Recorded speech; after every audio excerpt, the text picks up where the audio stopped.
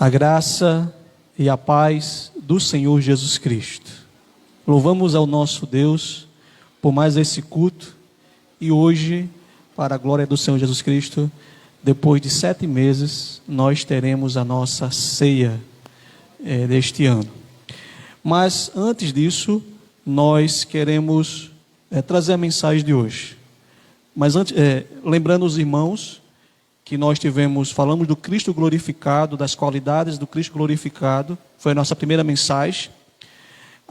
E aí nós percebemos que cada descrição desse Cristo glorificado, ela está ligada diretamente a uma igreja. E aí a primeira igreja que nós estudamos foi a igreja de Éfeso.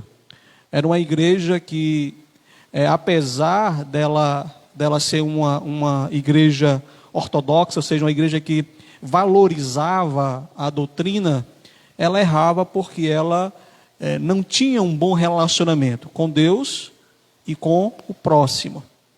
Na mensagem anterior, nós falamos da igreja de Esmirna. Na igreja de Esmirna, nós não temos nenhuma reprovação, só temos um elogio. Por quê? Era uma igreja que estava sendo perseguida. E nessa hora, não que ela não fosse uma igreja que não tivesse problemas, não tivesse motivo para a reprovação. Mas Jesus, no seu amor infinito, no lugar de reprovar, ele age como um pastor amoroso de que vai tratar a ferida, para depois, se for necessário, repreender. Mas naquele momento ali, ele dá apenas elogio, ele apenas fala que aquela igreja foi fiel até a morte, diante dos ataques externos. Os ataques externos estavam ligados, no contexto de Apocalipse, no contexto das igrejas da Ásia Menor, estava ligado ao culto ao imperador, ao culto àquele homem ali que se colocava no lugar de Deus, que se fazia igual a Deus. Hoje, nós iremos ver a igreja de Pérgamo. E o título da mensagem de hoje é a Igreja de Pérgamo, fiel, mas passiva. Eu quero convidá-los a abrirem suas Bíblias no livro de Apocalipse, capítulo 2, versículos 12 a 17. A versão que eu vou usar é a Bíblia Almeida, revista e atualizada. Acho que vão colocar aí, né? Pronto, Apocalipse 2, versículo 12, diz assim: Ao anjo da igreja em Pérgamo escreve: Estas coisas diz aquele que tem a espada afiada de 2 gumes. Conheço o lugar em que habitas, onde está o trono de Satanás, e que conservas o meu nome, e não negastes a minha fé. Ainda nos dias de Antipas, minha testemunha, meu fiel, o qual foi morto entre vós, onde Satanás habita. Tenho, todavia, contra ti algumas coisas, pois tem aí os que sustentam a doutrina de Balaão, o qual ensinava a Balaque a armar ciladas diante dos filhos de Israel para comerem coisas sacrificadas aos ídolos e praticarem a prostituição. Outro sim, tu tens os que da mesma forma sustentam a doutrina dos nicolaítas. Portanto, arrepende-te, e senão venham a ti sem demora, e contra eles pelejarei com a espada da minha boca. Quem tem ouvidos, ouça o que o Espírito diz às igrejas. Ao vencedor, dar-lhe-ei do maná escondido, bem como lhe darei uma pedrinha branca, e sobre essa pedrinha escrito um nome novo, o qual ninguém conhece, exceto aquele que o recebe. Oremos mais uma vez. Pai Santo, aqui nos colocamos, ó Deus, diante de Ti, tanto mensageiro, quanto, Deus, aqueles que irão receber esta mensagem. Primeiramente, ó Deus, aqueles que estão aqui presentes, como aqueles que estão nos assistindo, ó Deus, no Instagram, no Facebook, e a gravação, Senhor Deus, por meio do YouTube. Que Teu Espírito Santo, ó Deus, possa chegar no coração de cada um. e usar, Senhor Deus, essa mensagem para que Tu, Senhor Deus, faça a Tua obra salvadora, restauradora, santificadora, Deus, na vida de cada um de nós. Por isso, ó Deus, eu te rogo, me enche do Teu Espírito Santo. Me enche, ó Deus, para que eu possa falar aquilo que vem de Ti, aquilo que está apoiado firmemente, ó Deus, na Tua palavra. Que eu não aumente nem diminua, Senhor Deus, mas transmita de maneira fiel a Tua palavra. É em Teu nome, ó Deus, que eu te rogo, em nome de Jesus. Amém, amém, amém. Fiel, mas passiva. O título da mensagem de hoje parece que ela é um pouco contraditória, parece um pouco contraditória, porque ela fala de fidelidade e fala de ser passivo. Quando nós comparamos esse título com a passagem de Tiago, capítulo 4, versículo 17, parece mais ainda forte, porque essa passagem fala do pecado da omissão. Veja o que diz esse texto. Portanto, aquele que sabe que deve fazer o bem e não faz, nisso está pecando. Assim, ser passivo, diante de um erro, parece que macula, suja a nossa fidelidade a Deus. Mas, meus amados, apesar dessa contradição, ou essa contradição, é exatamente isso que aparentemente está escrito, ou essa aparente contradição é exatamente o que está escrito, ou que Jesus descreve acerca da igreja de Pérgamo. E nós não queremos tirar ou dar um jeitinho para refazer essa aparente contradição.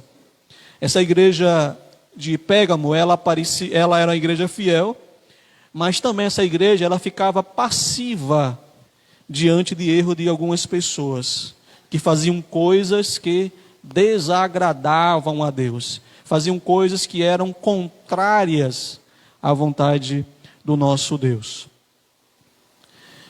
E essas duas verdades que parecem ter contradição, nós iremos analisar na mensagem de hoje. Mas não somente essas duas verdades, essas duas coisas que o texto fala. Nós iremos também falar sobre a necessidade de uma mudança radical. Iremos ver que Cristo também nos faz, diante dessa fidelidade passiva, ou uma fidelidade que está sendo passiva ao erro dos outros, Ele também nos chama a uma mudança radical e também nos desafia quanto à nossa eternidade. Ou faz uma promessa, melhor falando, faz uma promessa em relação à eternidade, ou faz um desafio porque ele vai falar sobre 2 pontos da eternidade. Ao analisarmos essas duas coisas, a nossa mensagem de hoje, ela vai começar falando sobre essas duas verdades. Pois o nosso primeiro ponto declara que o juiz de toda a terra desafia a igreja a viver uma fidelidade que não tolera dentro de si práticas prejudiciais à fé. Vou repetir novamente aqui.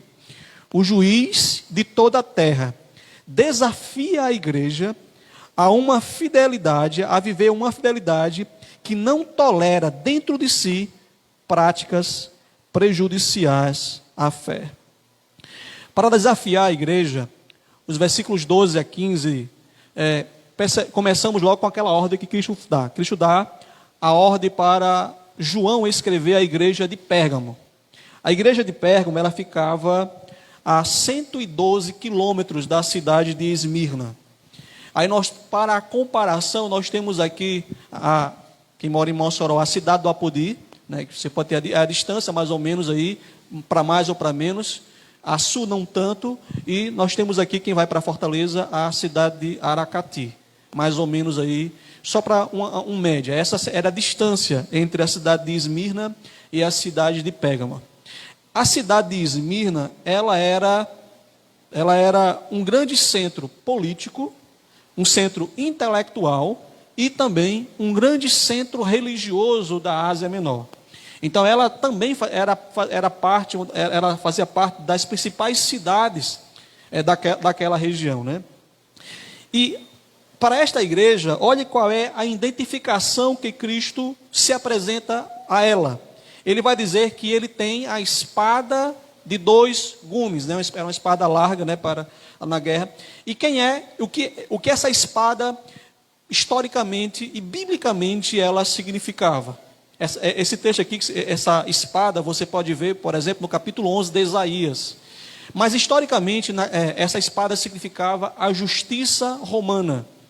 E na cidade de Pérgamo, quem ficava naquela cidade era o governante do território, que é chamado de procônsul, que era o funcionário romano que ali governava a província ou aquela parte do Império Romano. E ele ali, ao ficar ali, então a espada que simbolizava a justiça romana naquela cidade, então estava simbolizando que aquele homem ele era soberano e também um juízo sobre cada vida daquelas pessoas ali presentes. Então, o que você percebe? Ali estava o representante de Roma naquela cidade. Aquele representante tinha simbolicamente a espada. Essa espada simbolizava o poder, a soberania e também significava o julgamento.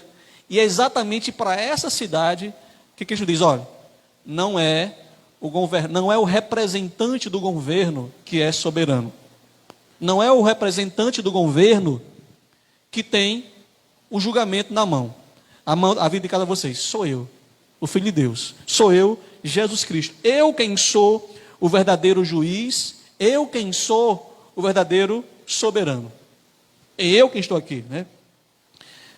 E aí esse verdadeiro juiz e soberano que nós aqui vemos na terra, ele vai mostrar que conhece, que tem conhecimento. Já falei isso, já que a palavra conhecimento aqui, no grego, a ideia de conhecimento perfeito, total. É ele que tem o conhecimento total da fidelidade daquela igreja. É claro que não é só daquela igreja, de todas as igrejas, como o contexto ele mostra aqui.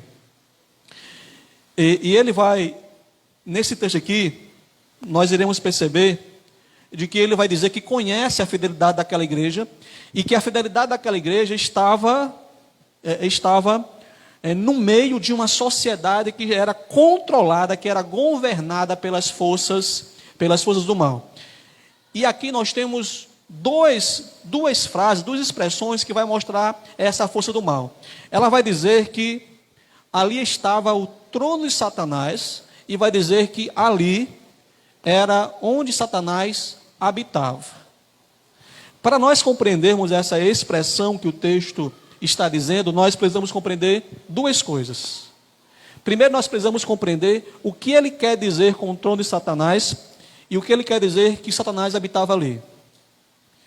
No contexto histórico, a cidade de Pérgamo era o principal centro de divulgação do culto ao imperador.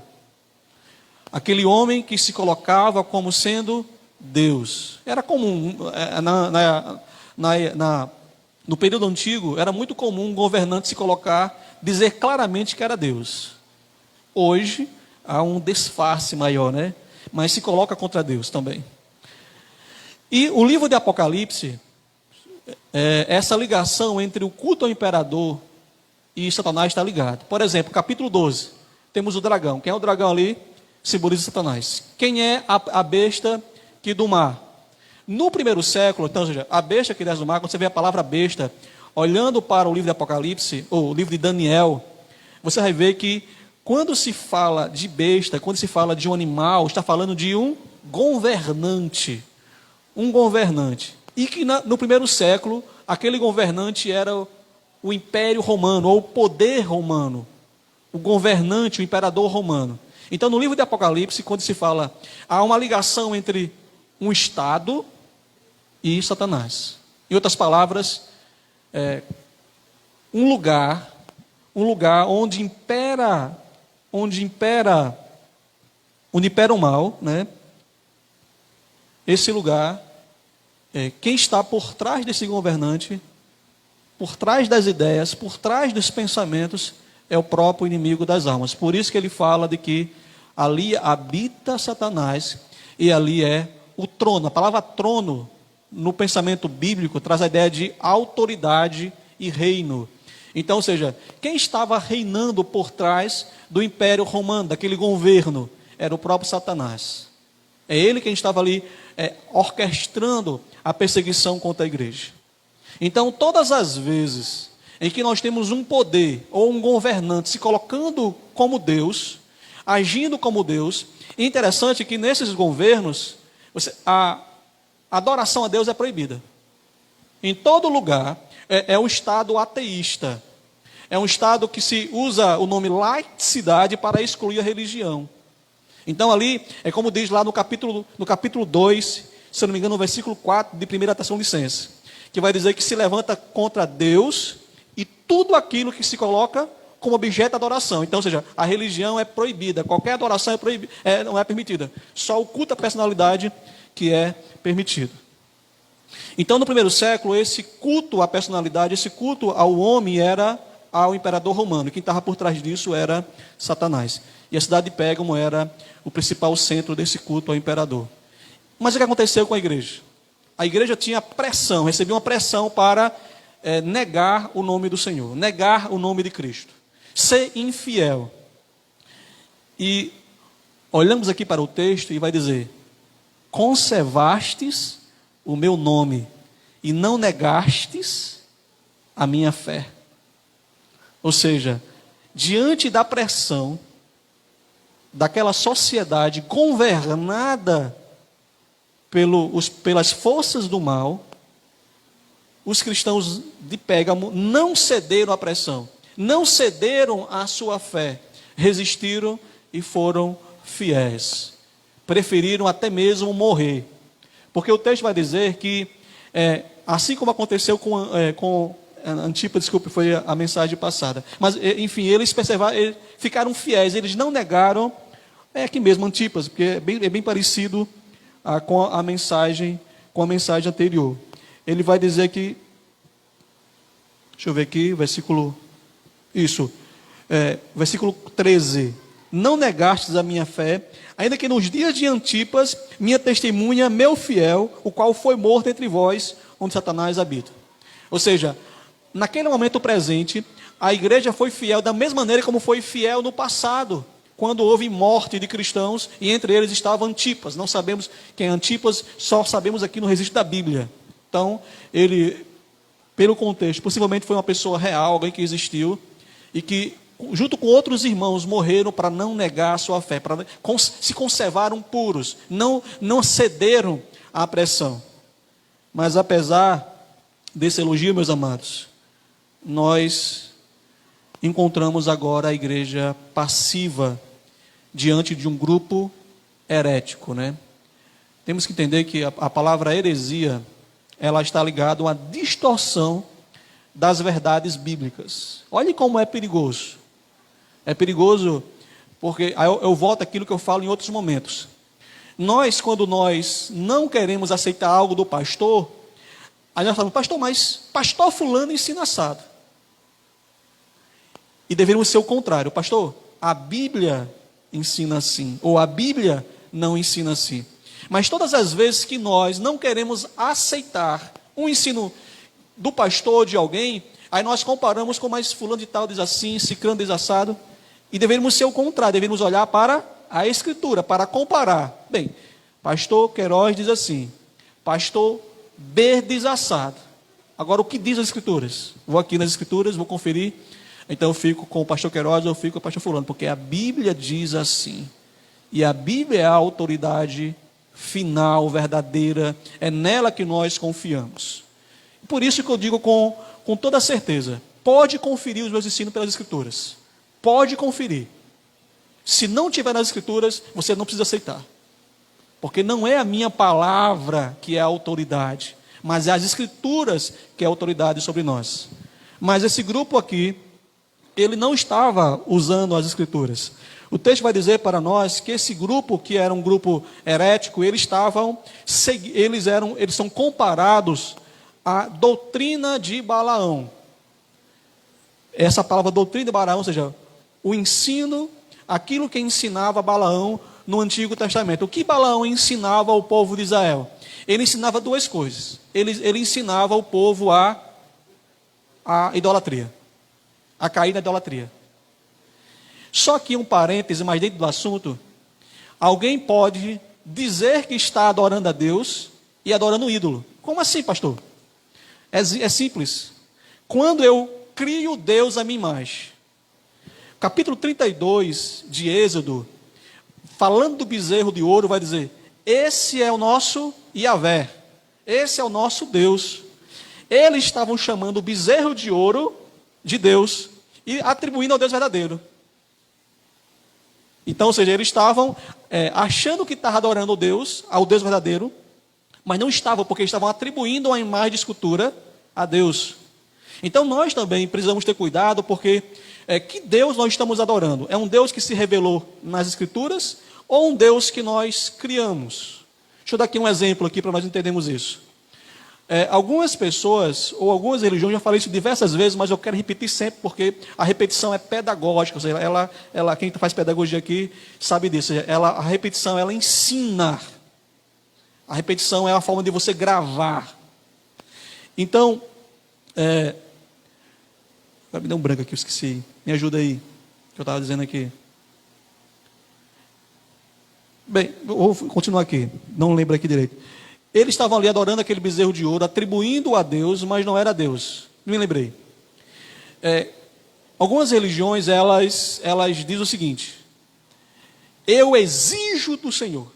Ou seja, elas fazem Deus de servo e se colocam como Senhor. Eu determino, eu tomo posse da bênção. Ou seja, ele é o Deus e Deus passou o servo. Então esse não é o Deus bíblico. O Deus bíblico, ele é soberano. É assim que eu devo me aproximar. Tem um livro, que depois eu digo o nome a vocês, que se vocês estiverem em casa, pode jogar no lixo, que é lixo puro. Que ele diz o seguinte, né? Você não pode orar da seguinte maneira: Senhor, seja feita a tua vontade. Não pode, você está faltando fé. Aí eu lembro de Cristo dizendo: Senhor, se possível, passa de mim este cálice, não seja feita a minha vontade, mas a tua. Então Cristo estava pecando. Para vocês perceberem a distorção que se faz de muitas religiões que atribuem a Deus, mas é não o Deus da Bíblia, é um Deus falso que criou, mesmo tendo o nome de Deus. É esse o cuidado que nós temos que ter. É esse o cuidado onde nós iremos frequentar para adorar o nosso Deus, porque ali podemos estar adorando um Deus falso e não um Deus da Bíblia. Essa é a importância de nós lermos as Escrituras todos os dias para conferir, para saber o que é certo e o que é errado. E Balaão aqui ensinava isso, ensinava o povo de Israel a idolatria, a misturar. E também ensinava a Deus a pornografia, a porneia, a prostituição. A palavra aqui, porneia, é a ideia de todo relacionamento infiel. Tudo, ou seja, qualquer relacionamento que não seja entre um homem e uma mulher dentro do casamento. Qualquer relacionamento que não seja entre um homem e uma mulher dentro do casamento é tido pela Bíblia como sendo uma imoralidade sexual. Eu não sou casado e tenho relações sexuais com A, então eu estou dentro da imoralidade sexual. Estou desobedecendo a Deus. E esse grupo, eles não só apenas ensinavam o povo a adorar ao imperador. Como assim? O que eles faziam? E aí vem o seguinte: qual era o X da questão aqui? Eu sou cidadão romano. Eu tenho um comércio, já falei isso para vocês antes. E naquele comércio ali, ou naquela festa do comércio ali, aquela festa dos comerciantes ali, tem adorado ao imperador. Então eu não vou para ali para adorar, eu vou ali por uma questão cívica. Para cumprir meu dever cívico, meu dever como cidadão.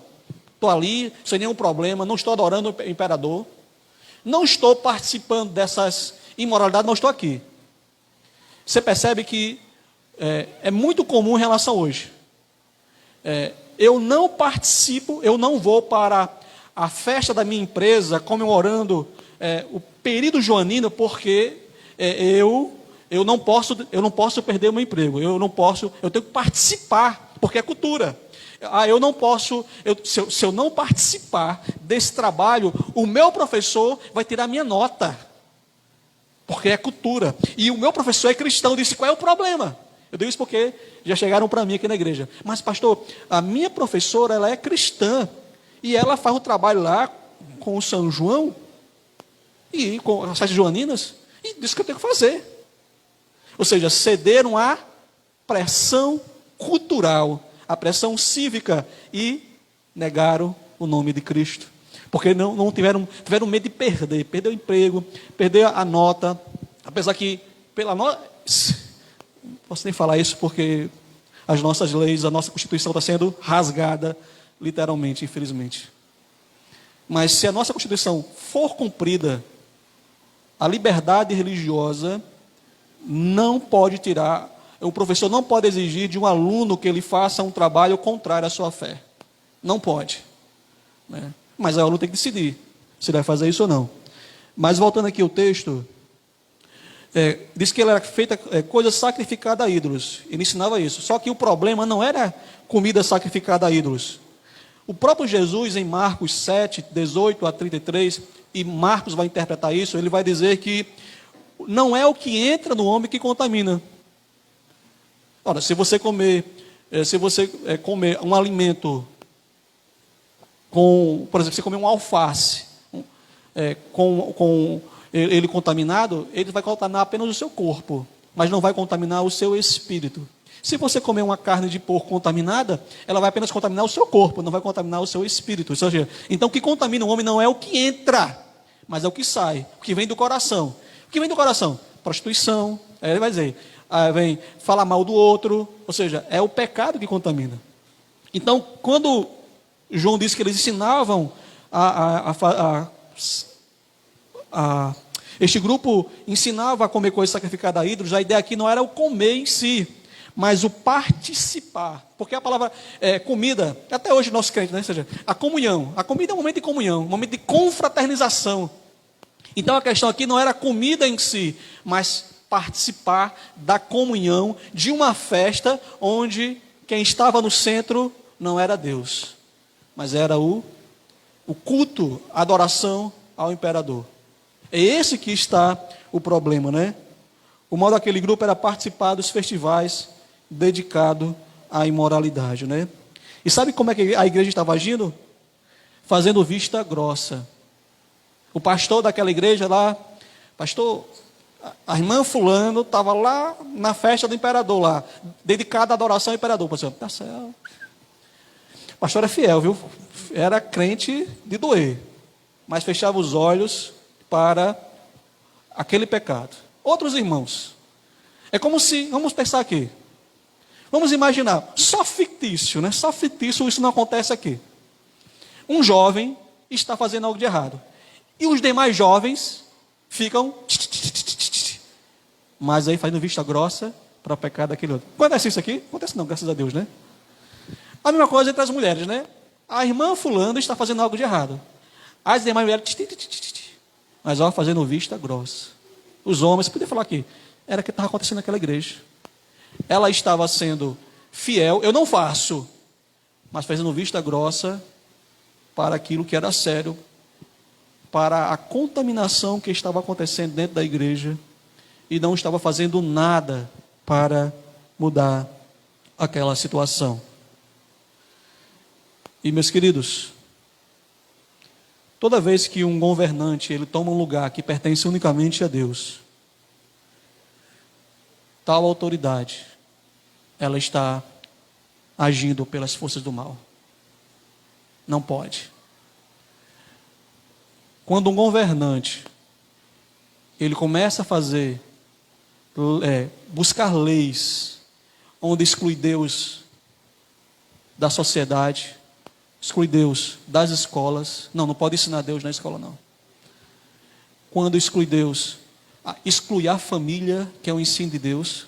Eu estou aqui só para vocês refletirem como é que está caminhando a nossa sociedade. A nossa sociedade está há um grupo de pessoas, um grupo de pensamentos que está querendo influenciar, inclusive a igreja, a partir dos nossos jovens adultos, a dizer de que nós estamos num país laico, e no país laico é um país onde exclui Deus. E eu vejo cristãos defendendo isso. O que mais me dói não é ver uma pessoa que não conhece a Deus defender essas ideias.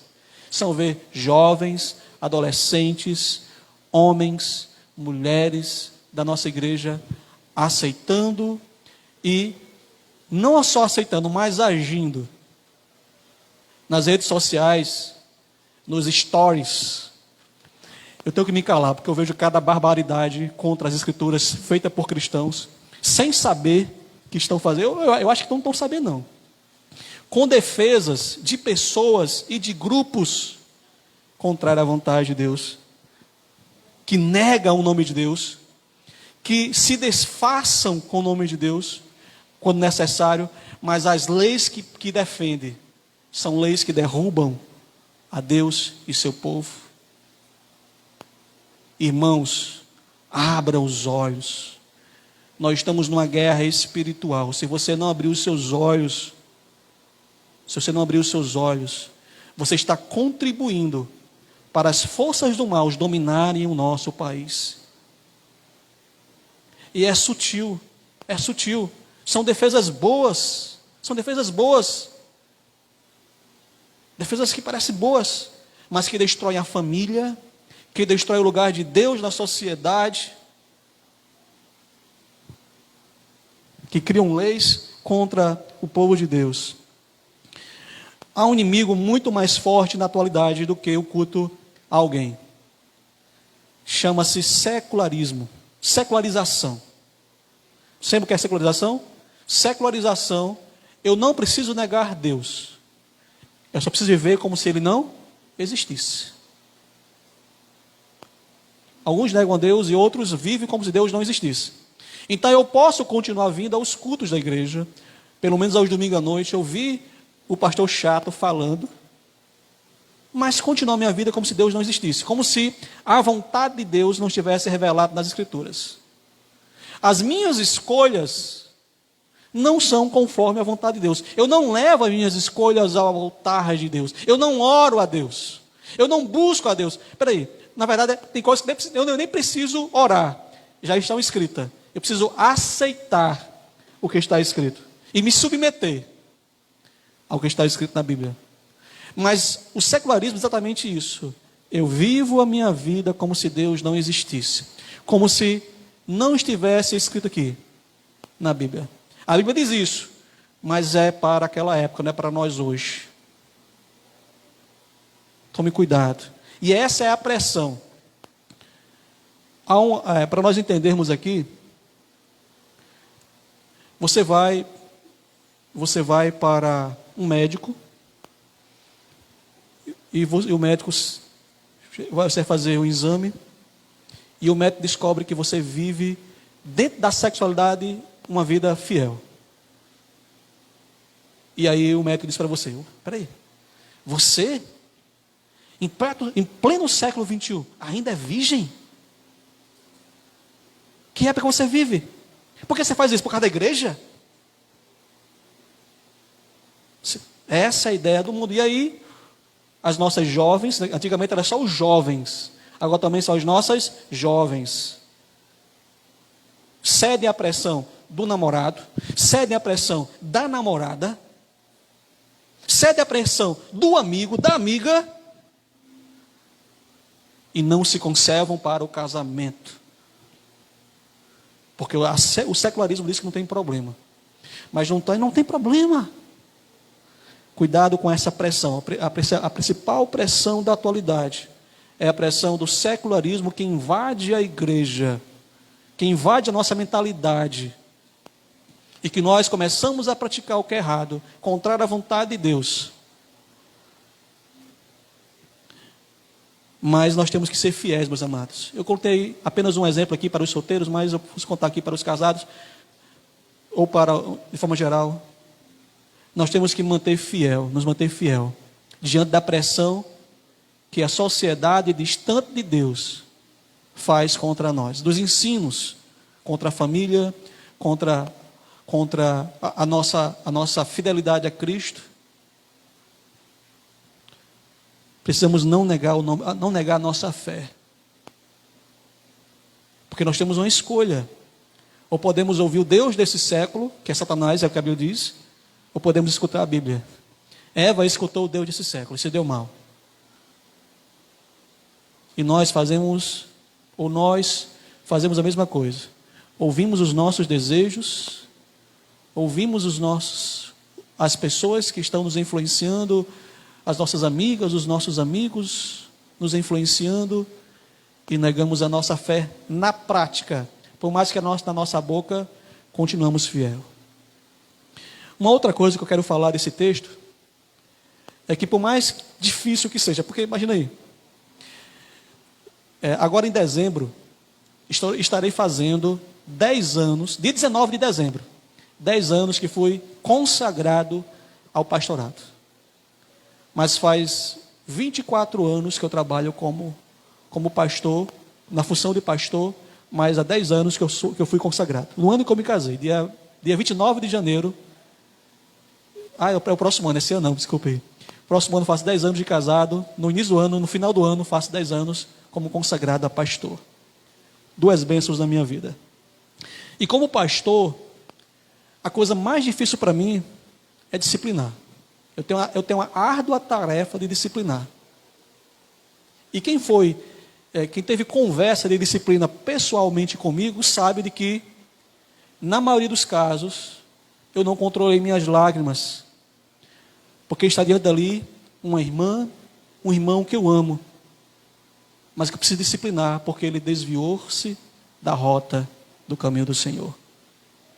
Disciplinar não é fácil, é doloroso, ou pelo menos tem que ser. Se você realmente ama, tem que ser. Você não pode olhar para a disciplina como algo bom. Algo bom no sentido de que mas é algo ruim que é necessário. Disciplinar é como o pai que tem que dar um corretivo no seu filho, e às vezes, para o filho não ver, ele vai ao canto chorar, porque doeu mais nele do que no filho. Mas tem que fazer. Tem que fazer. Nós não podemos ser passivos, como estava a igreja de Pérgamo, diante do problema. Não podemos fazer vista grossa, até por amor àquela pessoa, até por amor a ela. A igreja de Corinto também estava passiva. E Paulo disse: eu tenho que ir pessoalmente aí. Eu tenho que ir pessoalmente para disciplinar. Vocês é a igreja. Então nós temos 3 tipos de disciplinas. A primeira delas é essa, a palavra. Que é aqui nós chamamos de, é uma disciplina de nós, que você usa a palavra de Deus para a pessoa ficar ciente, para não hilar. Mas às vezes nem todo mundo escuta a palavra, né? O pastor está sendo duro demais. Aí entra a outra disciplina, que é uma disciplina restaurativa. É aquela disciplina que alguns já experimentaram, né, que passa 2, 3 meses, 1 mês ali. Um tempo para reflexão. Mas tem outra que é cirúrgica. É quando a pessoa ela não quer abandonar o pecado. Essa é a mais dura. É a que mais dói. A pessoa diz: não, mas não é assim não. Não, Senhor, o pastor é muito duro. A igreja é muito dura. Então a pessoa não está arrependida. Então a cirúrgica é quando a pessoa passou pela disciplina restaurativa e ainda continuou no pecado, achando que o pecado é bom. E essa, meus amados, nós não podemos fugir dessa responsabilidade como igreja. Até para que possamos, quem sabe, segurar aqueles que estão e restaurar aqueles que estão lá. Olha a palavra dura que Paulo vai dizer: entrega a Satanás, ou seja, entrega ao reino de Satanás. Para que essa pessoa, ele vai usar a seguinte expressão: para que para que a carne se perca e o espírito seja restaurado. Ou seja, não é só o espírito, é todo o ser. Ou seja, essa pessoa vai experimentar a dor, para quem sabe, distante da comunhão da igreja, ela veja que o mundo de trevas, o mundo desse século, esse mundo sem Deus não é fácil. E ela volte e entenda que lugar que realmente é amada, onde ela tem um encontro com Deus, a igreja. Não podemos ser passivos, por mais que não seja fácil. Não podemos fazer fofoca. fazer o tititi, mas precisamos nos aproximar daquela pessoa que nós amamos e corrigi-la com amor, com carinho, para que ela saia daqui dali. Jovens, mulheres, homens, evite o tititi, a fofoca, mas vá lá com amor, com carinho. Se você não tem, procure alguém. Pastor, olha, eu não sei falar. Vá lá. Irmã, vá lá. E ali ajude aquela pessoa a se restaurar. Mesmo que seja levar para a igreja, para fazer a cirurgia, para que o corpo não seja contaminado. E quem sabe aquela vida, ela venha ser restaurada e venha ser novamente operada no corpo, ser colocada, costurada. E vai ser com dor. Não podemos fugir disso, meus amados. Porque se nós não fizermos isso, o texto vai dizer aqui, ó, se não vem contra ti com a espada. Lembra o que é a espada? A espada é julgamento, juiz de Deus. Deus está dizendo, se a igreja não agir assim, é a igreja que vai pagar. Se a igreja não conservar pura, se a igreja for passiva, se a igreja fizer vista grossa, ela que vai pagar, ela que vai sofrer as consequências disso. Ele vai vir com a espada, vai vir com o julgamento. Essa é uma palavra dura, mas real. Que nós estamos fazendo aqui a disciplina. Tem um nomezinho que eu não lembro agora, que é a palavra, que é a disciplina da palavra. É ela quem vai trazendo aqui. Só precisamos ter cuidado de não termos, ao fazermos essa disciplina, não fazermos como fez a igreja de Éfeso, retirando o amor. E Cristo vem, ele adverte porque ele não quer fazer isso. A segunda coisa que nós precisamos entender, que também é importantíssima, que nos ensina acerca disto, é que o juiz de toda a terra desafia a igreja a viver uma conduta que a faça participar da festa celestial. No versículo 16, ele faz aquele convite geral a toda a igreja e faz também aquele chamado individual, a quem ouvir, a ouvir o que Cristo está falando por meio de sua palavra. Ele faz uma convocação individual.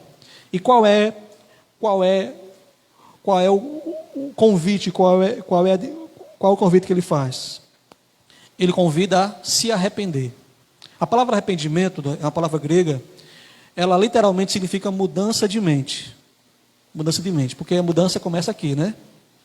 Só que quando nós olhamos no contexto bíblico e no contexto do Apocalipse aqui, é muito mais do que uma mudança de mente.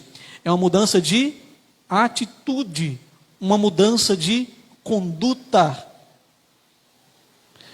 E Cristo está chamando a igreja de Pérgamo e chamando cada igreja, cada irmão de cada igreja a experimentar não apenas uma mudança de mente, de mentalidade, mas uma mudança de conduta. O pastor Heber Campos Júnior, ele falando da palavra arrependimento, ele vai ilustrar da seguinte maneira: arrependimento.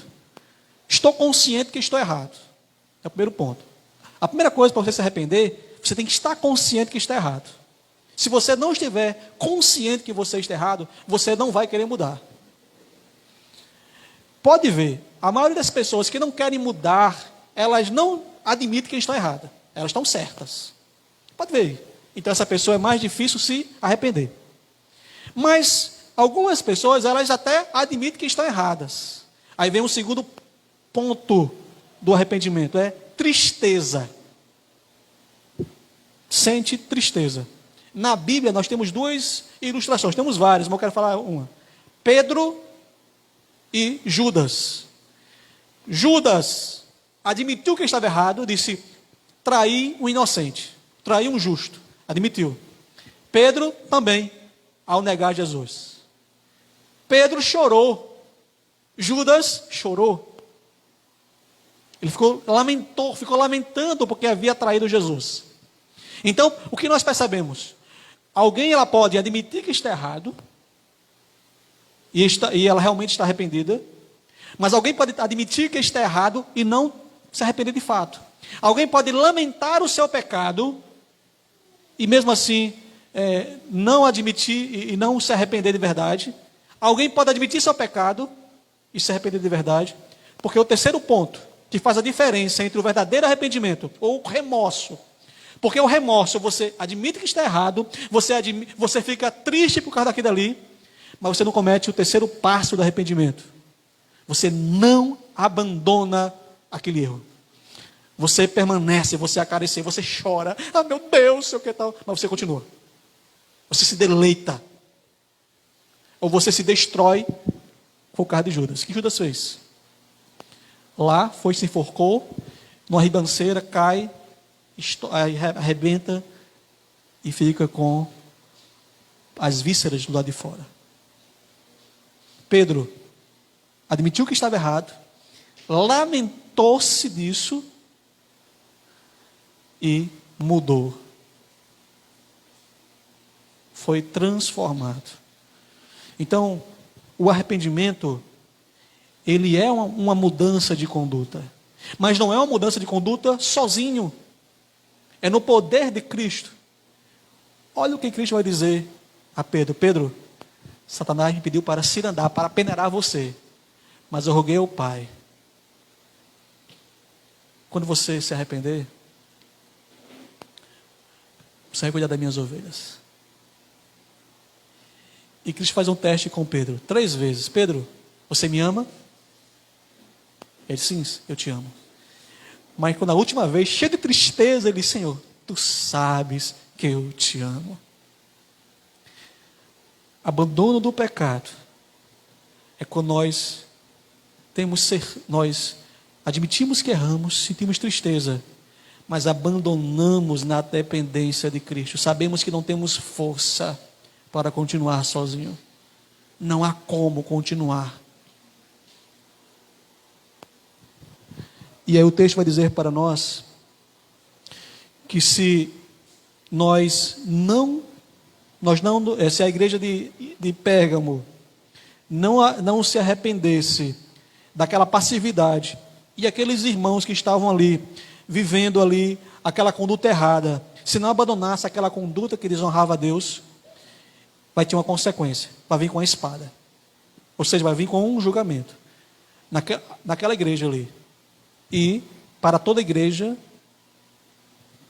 no dia da volta de Cristo. Toda a igreja, ele fala aqui, igreja, não igreja verdadeira, porque a igreja verdadeira, que são aqueles que creem de fato, irão escapar disso. Há uma consequência, mas também há uma promessa para o vencedor.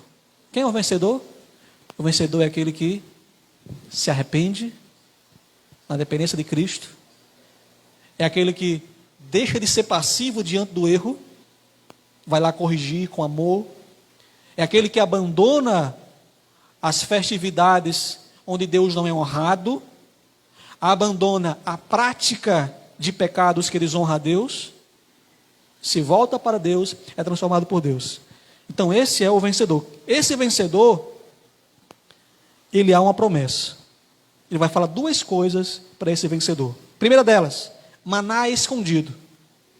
A melhor compreensão do maná escondido era uma lenda judaica que falava que quando o povo de Israel foi invadido pelo exército babilônico, Jeremias escondeu a arca lá em algum lugar, e só quando viesse o rei de Deus, Cristo voltasse, que haveria, essa arca seria encontrada, e ali começaria a festa de Cristo, uma festa, as bodas do Cordeiro, vou usar essa palavra aqui, haveria uma festa de Cristo.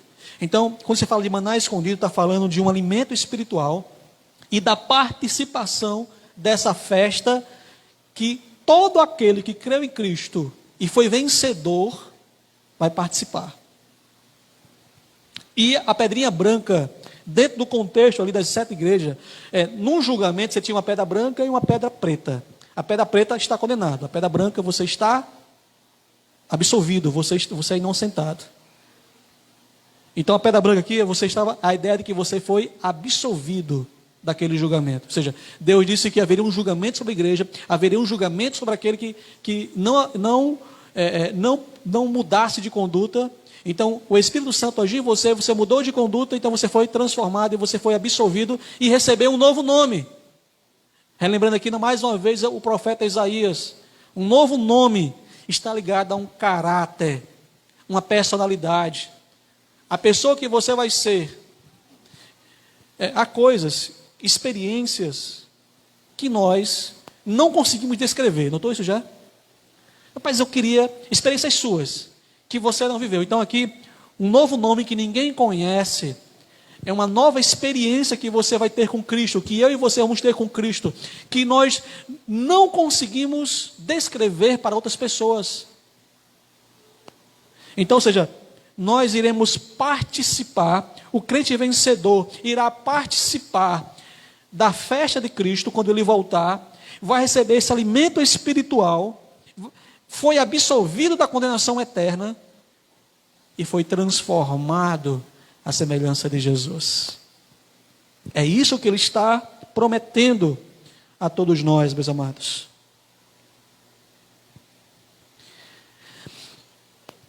E quero tirar aqui uma lição geral. Essa lição é: não há fidelidade total, meus amados, sem arrependimento. Não há. E arrependimento, ela implica abandono de conduta que fere a vontade de Deus. Deus te chama a você sair de um lamento, de uma noção que você está errado, e você, no poder do Espírito Santo, se jogar aos pés de Cristo e ser transformado por Ele, experimentar uma nova vida. Ser transformado, ser transformada, abandonar aquilo que distancia você de Deus para viver com Cristo. A segunda coisa que quero falar, ou relembrar, reavivar em nossas mentes, que somente aqueles que se arrependem e vivem uma vida de fidelidade é que participarão da festa de Cristo quando Ele voltar. Somente esse. Hebreus capítulo 12, versículo 14, vai dizer o seguinte: sem santificação ninguém verá a Deus. Sem santificação ninguém verá a Deus. E santificação é transformação contínua, mudança contínua. E a mudança contínua só acontece na minha vida, só acontece na sua vida, se continuamente nós estivermos aos pés de Cristo. Nós não vencemos o pecado sozinho, irmãos e irmãs.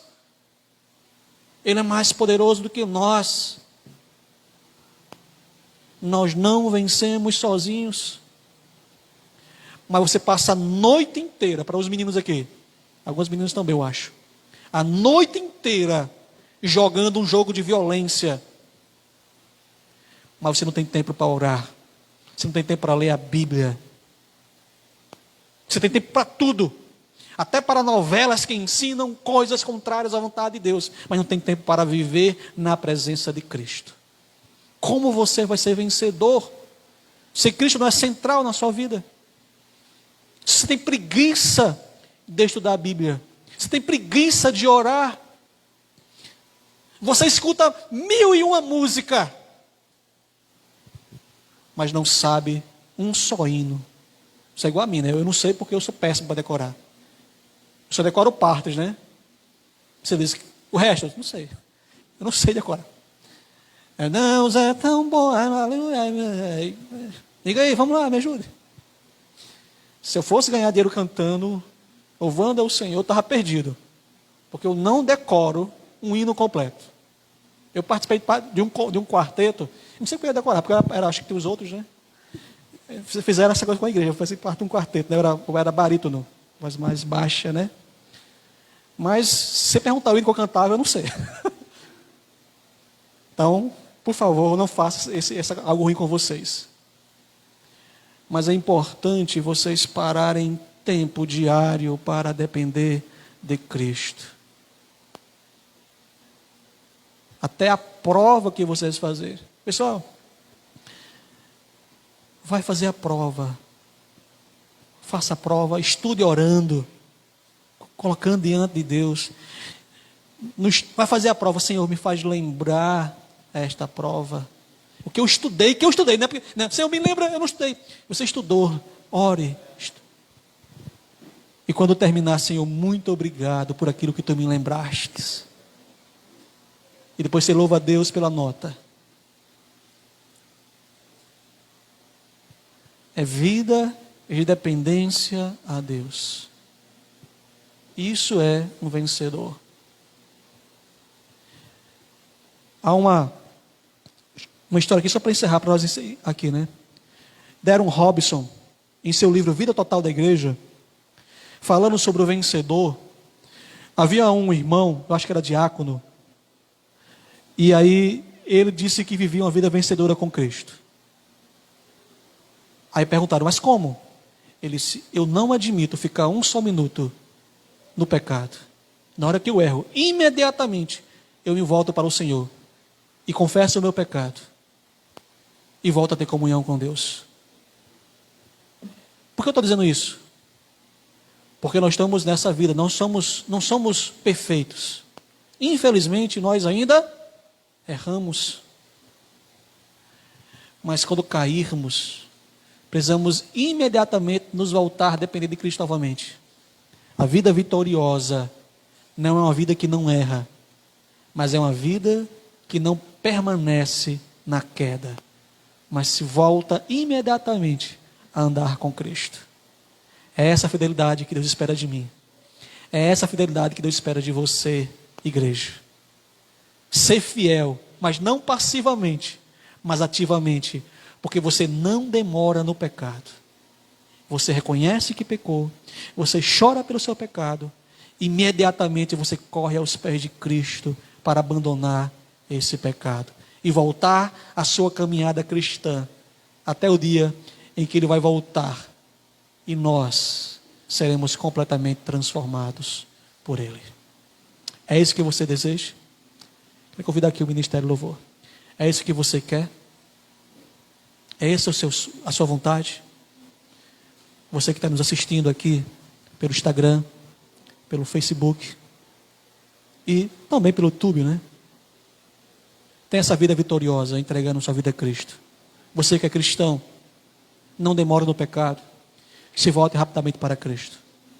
Você, amigo e amiga visitante, não demore no pecado, entregue a sua vida a Jesus. Dependa dEle. Você que é meu irmão, minha irmã que está aqui presente, e que o pecado está dominando a sua vida, reconheça o seu pecado. Chore pelo seu pecado, lamente pelo seu pecado. Bem-aventurados os que choram, mas choram pelos seus pecados, que lamentam, que não se conformam em ter uma vida de pecado. Mas corra aos pés de Cristo